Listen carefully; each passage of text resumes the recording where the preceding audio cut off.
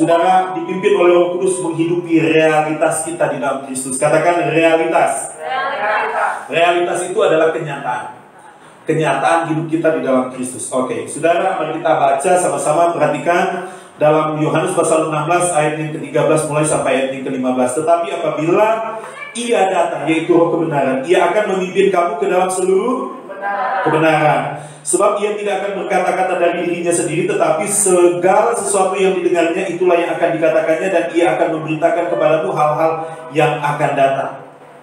Oke, ayat 14. Ia akan memuliakan aku, sebab Ia akan memberitakan kepadamu apa yang diterimanya daripadaku. Segala sesuatu yang Bapa punya adalah aku punya. Sebab itu aku berkata, Ia akan memberitakan kepadamu apa yang diterimanya daripadaku. Saudara, kalau kita mau belajar, Kristus itu adalah kebenaran kita. Kita hidup oleh kebenaran. Katakan, saya hidup oleh kebenaran. Engkau sudah menjalani fakta hidup setiap hari, tetapi itu bukan kebenaranmu. Kebenaranmu adalah Kristus. Sekali lagi katakan, Kristus adalah kebenaranku. Haleluya.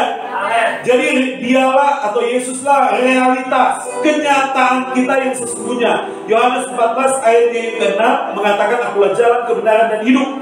Jadi Yesus adalah kebenaran kita. Nah, Roh Kudus adalah roh kebenaran. Karena kita hidup berdasarkan kebenaran, realitas kita adalah Kristus. Maka karena Roh Kudus adalah roh kebenaran, maka Roh Kudus adalah roh realitas. Amen. Roh kenyataan diri kita di dalam Kristus. Nah sekarang, kebenaran.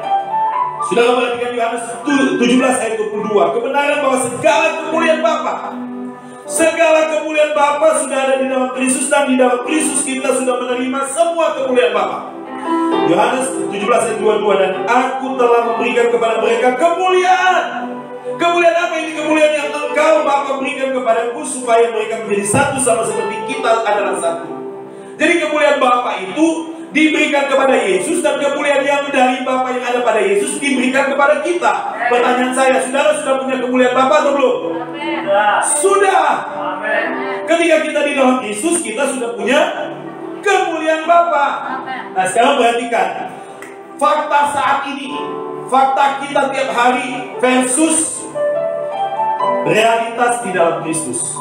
Faktanya saat ini kita sedang lemah, sakit, tidak berdaya, bangkrut, rugi, dan sebagainya. Itu fakta. Tetapi itu bukan realitas kita di dalam Kristus. Kau adalah orang yang sehat, kuat, dilindungi, dikasih, diberkati, sudah disucikan, dikuduskan, sudah diselamatkan. Engkau adalah orang yang di dalam Kristus lahir baru. Kemuliaan Kristus ada padamu.